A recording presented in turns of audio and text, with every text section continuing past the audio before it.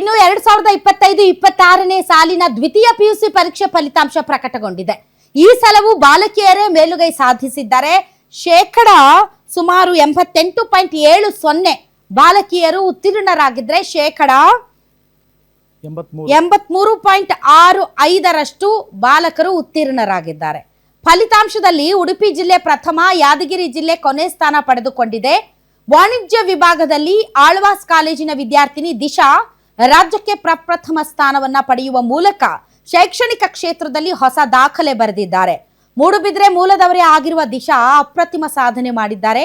ವಾಣಿಜ್ಯ ವಿಭಾಗದ 6 ವಿಷಯಗಳಲ್ಲಿ 600 ಅಂಕಗಳನ್ನ ಪಡೆಯುವ ಮೂಲಕ ರಾಜ್ಯಕ್ಕೆ ಪ್ರಥಮ ಸ್ಥಾನ ಪಡೆದಿದ್ದಾರೆ. ಇವರ ಈ ಸಾಧನೆ ಈಗ ಇಡೀ ರಾಜ್ಯದ ಗಮನ ಸೆಳೆದಿದೆ.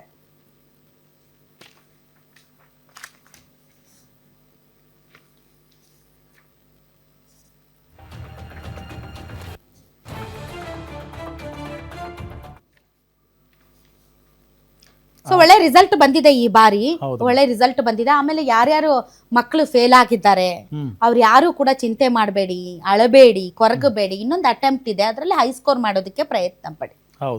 ಇನ್ನೊಂದು ಅಟೆಂಪ್ಟ್ ಇದೆ ತಮಗೆ, ಅದರಲ್ಲಿ ತುಂಬಾ ಚೆನ್ನಾಗಿ ಓದಿ ಆ ಯಾವ ವಿಷಯದಲ್ಲಿ ಫೇಲ್ ಆಗಿದ್ರೆ ಅದರಲ್ಲಿ ಹೈ ಸ್ಕೋರ್ ಮಾಡಿ ಅಷ್ಟೇ. As simple as that.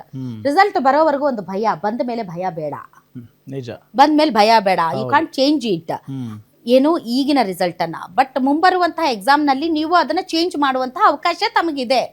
So ಈಗ ಕಾನ್ಸಂಟ್ರೇಷನ್ ಎಲ್ಲ ನೆಕ್ಸ್ಟ್ ಎಕ್ಸಾಮ್ ಮೇಲೆ ಇಟ್ಕೊಳ್ಳಿ ಅಷ್ಟೇ. ಆಮೇಲೆ ಪೇರೆಂಟ್ಸು ಅಷ್ಟೇ, ಹಂಗ್ ಮಾಡ್ದೆ, ಹಿಂಗ್ ಮಾಡ್ದೆ, ಅದು ಮಾಡ್ದೆ, ಇದು ಮಾಡ್ದೆ ಅಂತ ಮಕ್ಕಳನ್ನ ತೀರಾ, ಈಗಿನ ಪೇರೆಂಟ್ಸು ಕೂಡ ಮೊದಲಿನಂಗಿಲ್ಲ. ಮೊದಲಿನಂಗೆ ನಾವು ನಮ್ಮ ತಂದೆ ತಾಯಿಗಳ ಭಯಕ್ಕೆ ಹೆಂಗ್ ಬೇಕೋ ಹಂಗ್ ಮಾಡ್ತಿದ್ರು. ಈಗ ಮಕ್ಕಳನ್ನ ಒಂದಿಟ್ಟು ಜೋರಾಗಿ ಮಾತಾಡಂಗೂ ಇಲ್ಲ. ಯಾಕೆ ಅಂತಂದ್ರೆ ಅಯ್ಯೋ ಏನ್ ಮಾಡ್ಕೊಂಡ್ಬಿಡ್ತಾವೋ ಅನ್ನುವಂತ ಭಯ ಪೇರೆಂಟ್ಸ್ ಇರುತ್ತೆ.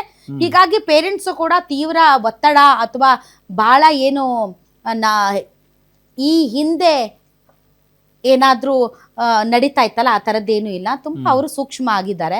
ಮಕ್ಕಳು ಅಷ್ಟೇ, ಯಾರ್ಯಾರು ಫೇಲ್ ಆಗಿದ್ದಾರೆ, ಯಾರ್ಯಾರು ತುಂಬಾ ಚೆನ್ನಾಗಿ ಸ್ಕೋರ್ ಮಾಡಿದಿರಿ, ಫಸ್ಟ್ ಬಂದಿದ್ದೀರಿ, ಸೆಕೆಂಡ್ ಬಂದ್, ನಿಮ್ಗೆಲ್ಲ ಕಂಗ್ರ್ಯಾಚುಲೇಷನ್. ಸೇಮ್ ಟೈಮ್ ಯಾರ್ಯಾರು ಅನುತ್ತೀರ್ಣರಾಗಿದ್ದಾರೆ ಅವರು ಕೂಡ ನೀವೇನ್ ಧೈರ್ಯ ಕಳ್ಕೋಬೇಕಾಗಿಲ್ಲ. ಟೈಮ್ ಇರುತ್ತೆ, ಆರಾಮಾಗಿ ಓದಿ ಅದನ್ನ ಪಾಸ್ ಮಾಡ್ಕೊಳ್ಳಿ ಅಷ್ಟೇ, ಮುಗೀತು ಅಲ್ವಾ? As simple as that.